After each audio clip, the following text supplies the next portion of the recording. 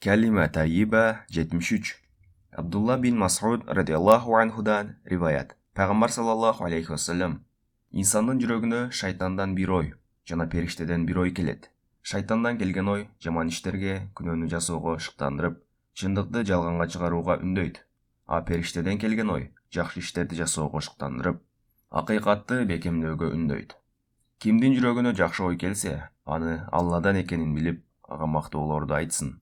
Ал эми кимге жаман ой келсе, ташбаранга алынган шайтандан коргонууну Алладан сурансын, деди да Пайгамбар саллаллаху алейхи вассалам бул аятты окуду. Шайтан силерди кедейчилик менен коркутат жана күнөө ишке үгүттөйт. Бакара сүрөсү 268-аят. Абдулла бин Мас'уд радiyallahu анхудан риваят. Пайгамбар саллаллаху алейхи вассалам: İnsanın жүрөгүнө шайтандан bir oy, жана периштеден bir oy келет.